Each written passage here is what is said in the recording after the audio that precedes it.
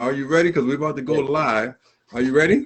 I'm ready. We live. Hey, everybody. Welcome to the Wayman Daniels show called Level Up. I have my special guest today, Guy Brown from the Twin Cities, meteorologist and author. Guy, how are you? I'm doing well. I'm cold. How you doing?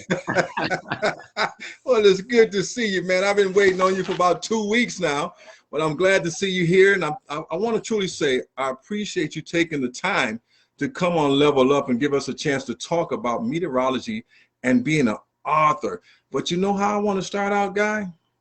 I Yeah. got 11 things that we need to know about you. Okay. And one of them All is, right, let's do it. you ready? Let's talk about this coffee thing. You got to have this coffee every day, right? I do. I can't live without my coffee. Coffee's it.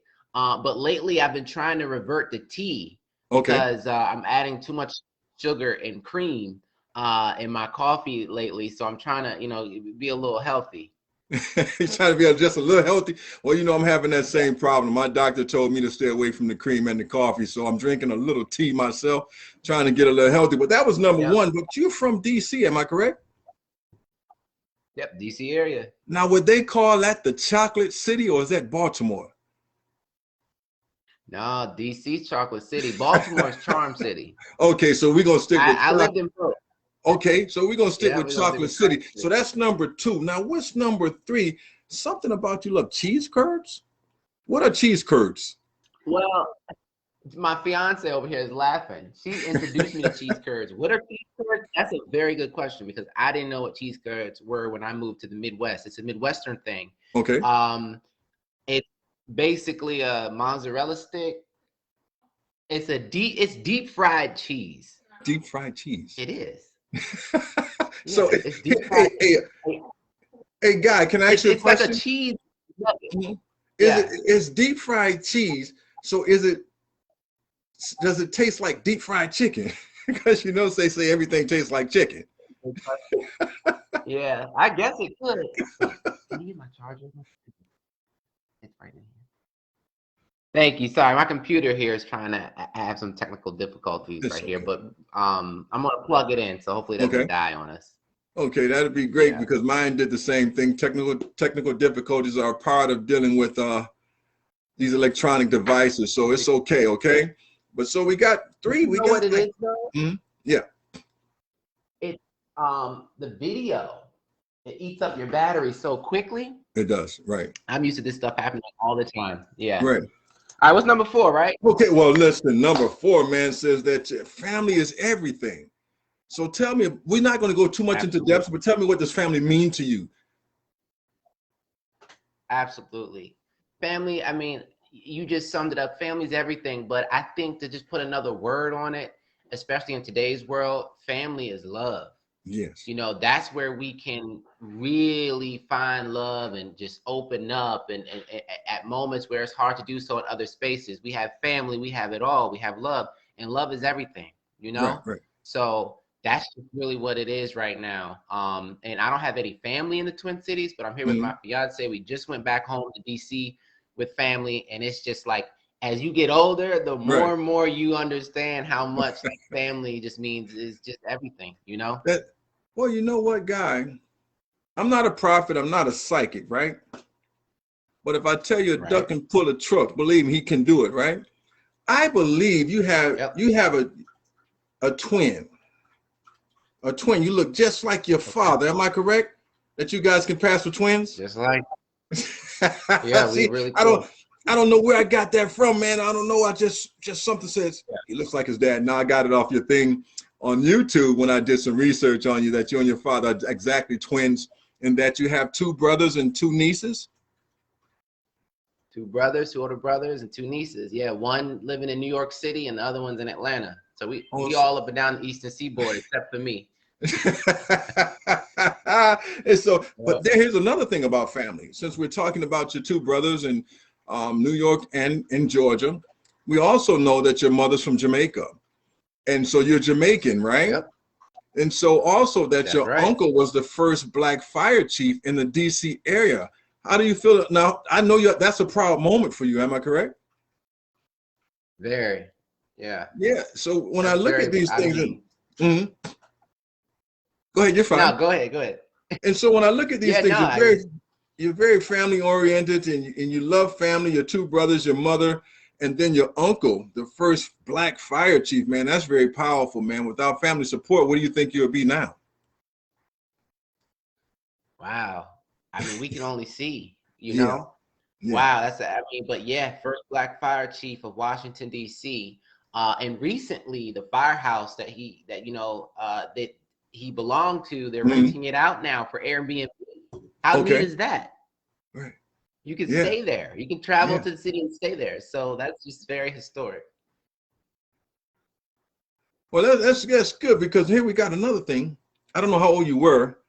EF5 Mhm. Tornado. How old were you when you first experienced that? And was that the turning point for you to want to become a meteorologist? Yeah, everything kind of it was like a crescendo of events. That was certainly Hmm. an eye opener, but it wasn't that final straw that really made me want to make that decision to become a meteorologist. But it definitely was an eye opener. I believe I want to say I was 9. It was around 2002. Hmm. And it's still talk of the town. Just when we were back home, Yeah. I was showing my fiance around town, and you can easily tell how some buildings are newer than others, and Right. that was years ago. But I've always had the mind for, I always understood maps very well. Okay. Long story Okay. short, I was watching Cartoon Network, Hmm. and the ticker came across the bottom of the screen that said Tornado Watch, and my county was under the tornado watch. I was living in Right. Charles County, and I was like, impossible. It's sunny outside. But Right. lo and behold, it actually swept through. Hmm. And ever since that day, my eyes were just to the sky, Right. at a Right. young age. So I was able to see the blue skies, and then we were kind of watching outside, and the Hmm. skies were getting dark, and we're seeing these clouds come through, and then we saw that strong gust of wind come through, and then we had to get, we already had I think we had a mattress in the bathroom. My dad Hmm. was actually able to get a mattress out there, Okay. pillows, blankets. I just remember being in the bathroom, Hmm. and the house was just shaking, you know. Right. But after that one day, that's when I was like, all right, I think I want to do this.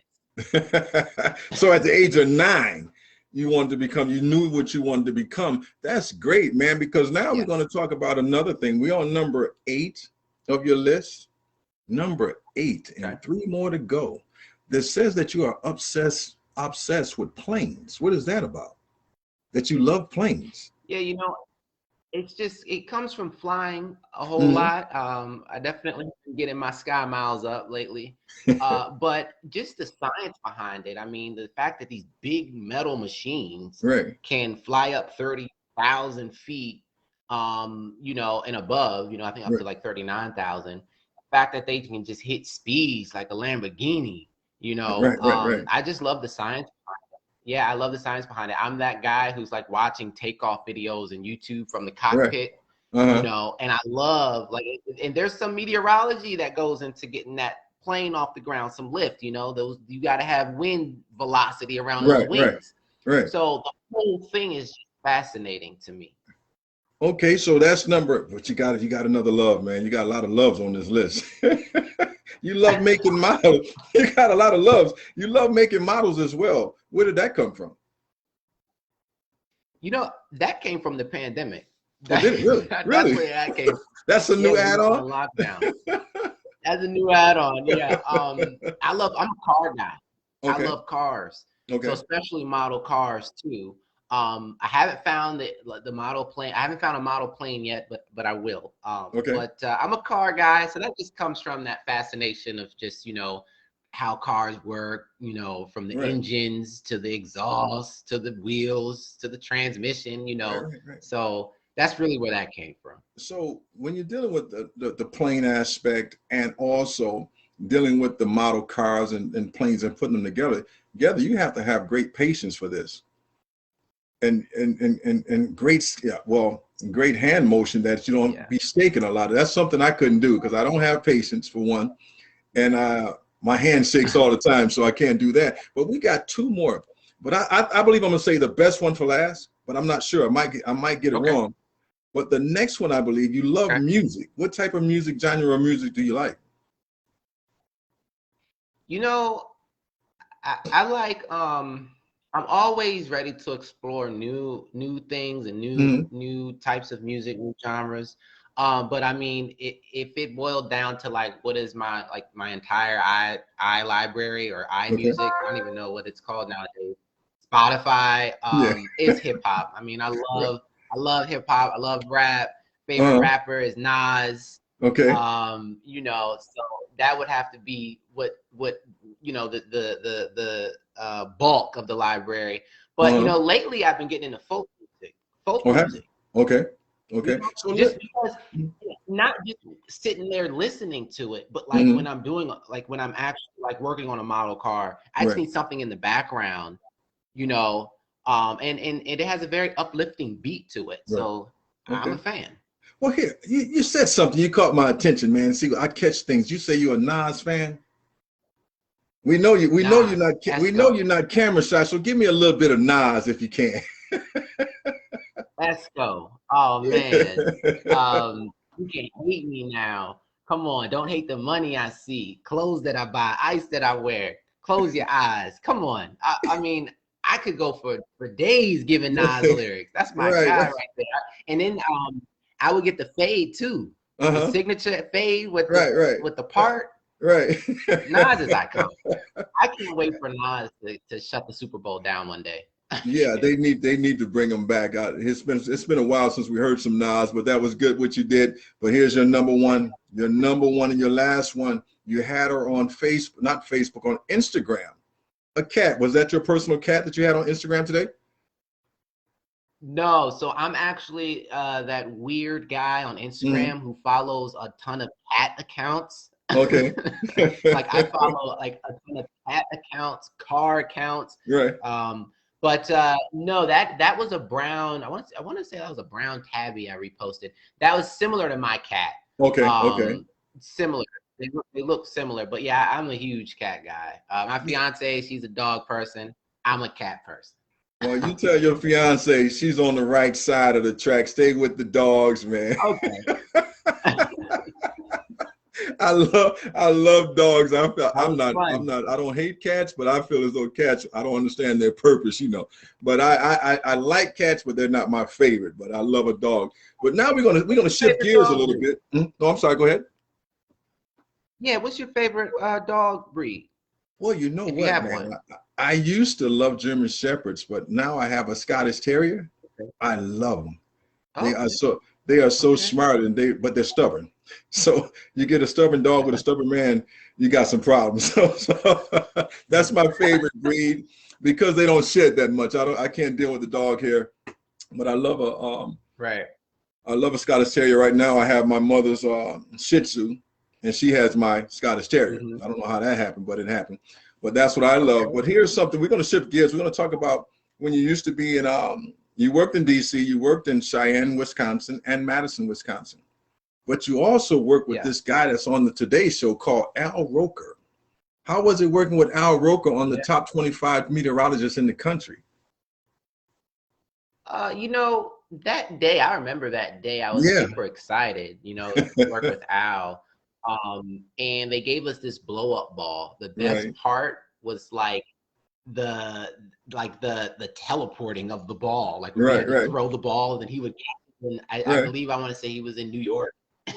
That was just the best part, and you know, just having fun with it, and you know, just I remember my mindset, my mind space. I was a little nervous, just because that was the first time I've done something else outside of my station, you know. So I wanted to, you know, obviously lay down the facts about the weather because we had just got off of a record-breaking summer. So I definitely wanted to get my key points in there, but I also wanted to have fun. So I needed that balance. And I also have to remember that it's live TV, and whenever you're dealing with live TV, something is going to go down. Something is going to go wrong. So kind of just, you know, all of the different things in one, but it was a great time. Everything worked out You know, we had super fun on the hit. I juked him out on the ball, in case you guys, like you did see at the end. Right. I juked him out. I gave him a pump fake, and he thought I threw the ball, and he threw it after. So we just had a lot of fun. Well, it seemed like you guys had a lot of fun, because I really enjoyed it, because I just saw that you like to have fun in your job, and which is very important to me, that you do something that you really enjoy. And it seems to me that you really enjoy your job, and it comes across the screen that way. And I want to say you're doing a great job. But we're going to shift. Can we shift just one more time? I do a lot of shifting. We're going to talk about your book. And your book is entitled "Look Up to See What the Weather Will Be." Can you tell us about that book? Yeah, you know, the book is just about sparking that curiosity, kind of like I did when I was at a young age. Just from looking up at the sky was like step one. You know, that was just, again, that crescendo that I was talking about. It was just like a series of events that really led to that one decision. Like, all right, now this is what I want to do, and nothing's going to stop me from doing it. Right. Okay. And that's what I just wanted to do. What I wanted to do with the book, that was my goal for the book, to just spark the curiosity, because sometimes weather can be super intimidating. So I tried to, you know, make it as easy as possible and as fun by adding other elements to the book. Okay. So that's really how that came about. And I had fun writing it, of course. Right. It took a whole lot longer than intended, but for good reason.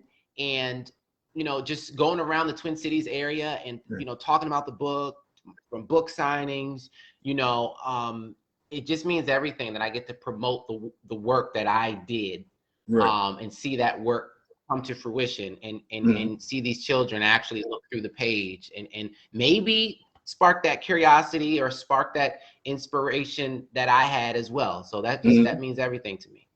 Well, do you remember Spencer Christian? He's a meteorologist forecast. Well, he wrote a quote. He wrote something, a note pertaining to your book. You mind if I quote that book, what he said, and give me some feedback on what you think about it? He says, a great introduction to weather or forecasting tool. Informative, entertaining, uplifting, and highly recommend this book to young readers, but also parents and teachers. How did that make you feel to see that from your fellow co-worker, and to give you those accolades?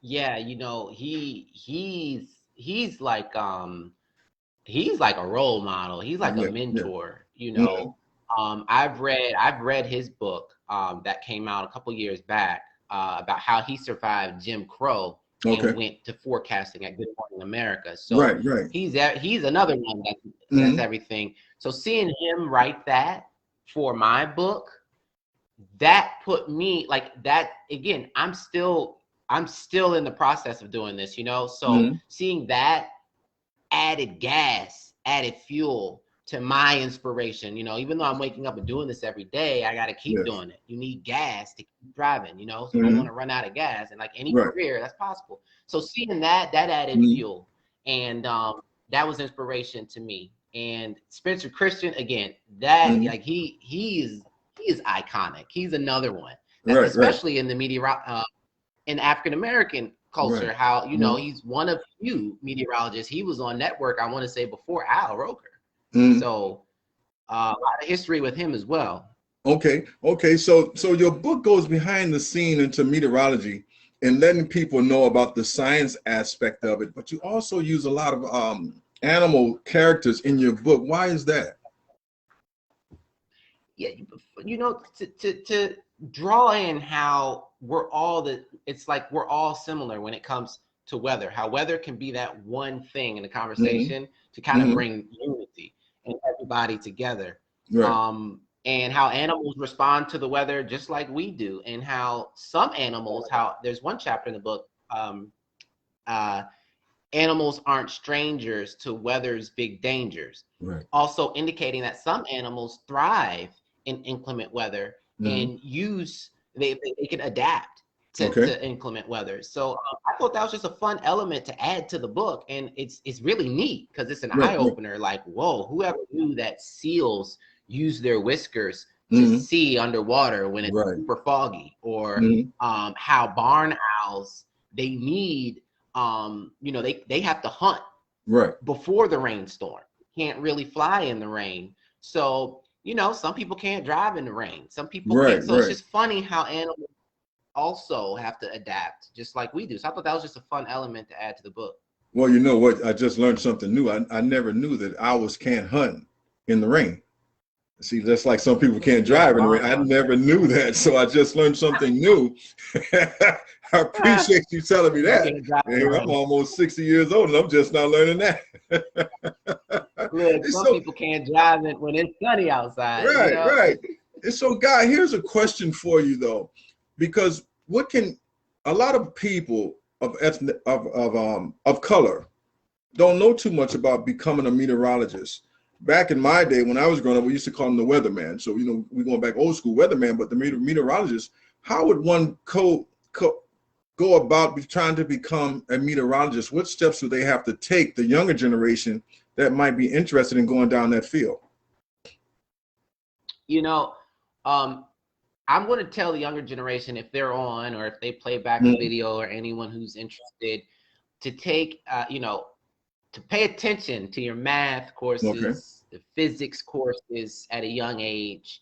And when you get to college, if this is really what you want to do, start at your 4-year undergraduate school and look for that program. If you know, make a decision based on that, because where I'm from, you know, only a couple schools. I mean, I'm from the East Coast. They're loaded with colleges out there, and there are only like a handful that actually had meteorology as a program. That was offered there, and I happened to go to the school without meteorology. I had it as a minor, so I had to minor in it and take a journalism communications degree, and then I had to go back to school. So I had made the process a lot longer than it had to be. So I would do those steps and make sure that the school you want to go to, especially college, because that's going to be super important, to make sure that they have that meteorology program. But if they don't, do not be discouraged. Know that there are a million ways to skin a cat, and you know, you may have to go back to school and get those prerequisites and qualifications. So so you have to go to school for 4 years to become a meteorologist.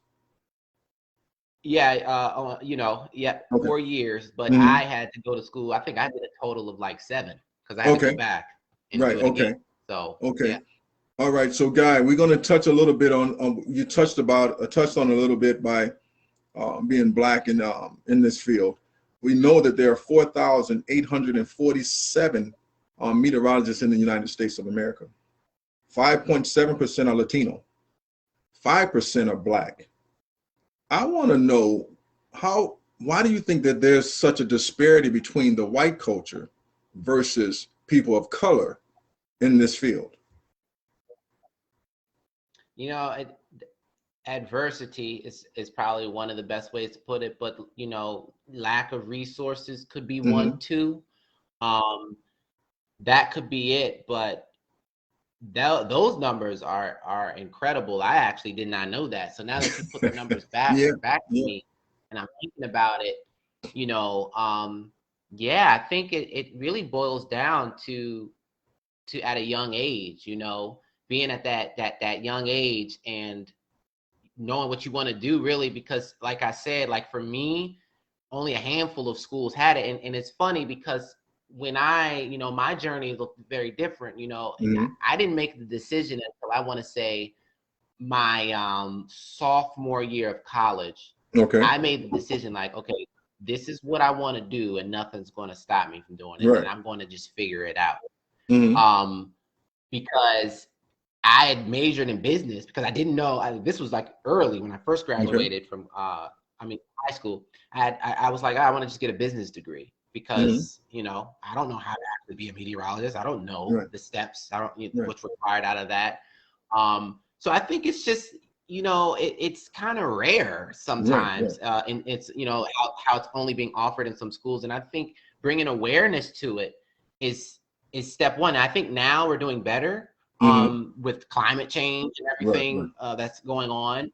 But yeah, it was just one of those things, one of those sciences that just wasn't just being offered a lot. You know, so that could be one reason. But, you know, 5%, you know, That's a very incredible stat you just pulled. I didn't even realize it was that low. Yeah, it's very low. I mean, when I looked at it, I'm like, wow. And you said some key points that I really like is that trying to get, I'm gonna paraphrase it, get more young people involved.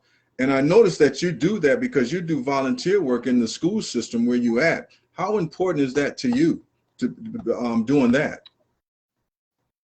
That's very important because, you know, that's not what I had. So, Mm-hmm. you know, doing that in the schools, that's very important. I have a couple of those coming up next week. Okay. And that to me, you know, again, sparking that curiosity at a young age and letting these children know at a young age, like, yeah, it's possible for you too.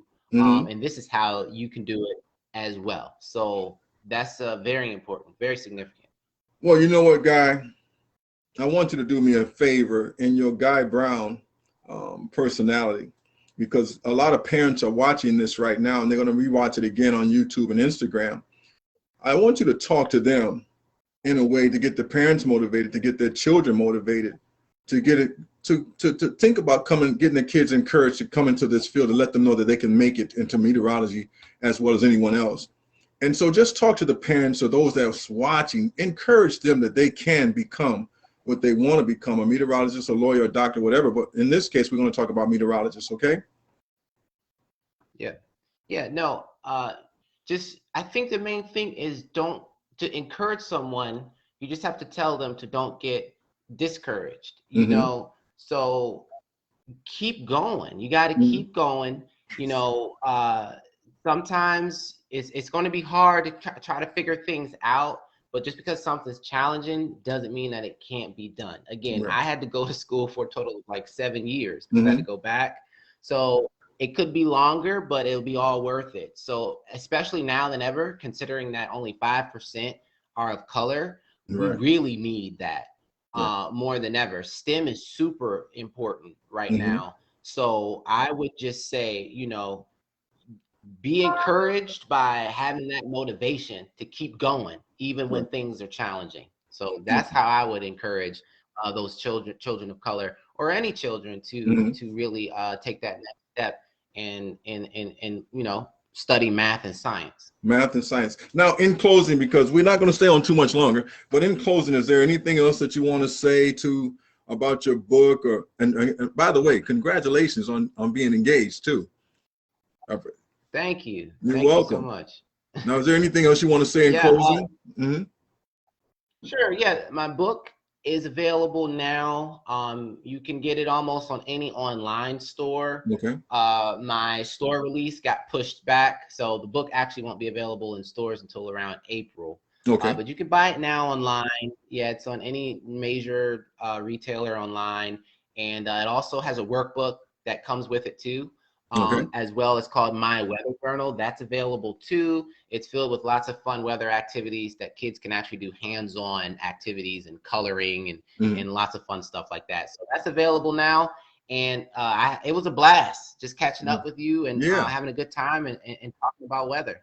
Well, here's a question. Just if they want to follow you, where can people follow you at? I know where they can follow you, but I want you to tell them where they can follow you at.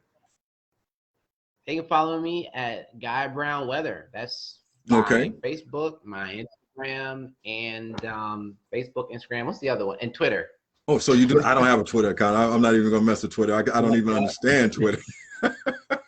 Well, hey everybody, we just we thank you for watching Level Up with Guy Brown. But guess what? I'm gonna switch up on you a little bit, Guy Brown, and tell you about my next week's guest. Watch my face because I'm finna trip.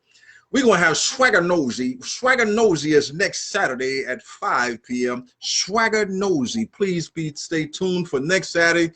Guy Brown, thank you so much, sir. Congratulations. Hope to hear from you soon. If you need me for anything, just let me know. I'm here for you, okay? Will do. Thank you so much. You're welcome, and thank you, sir. All right, bye-bye.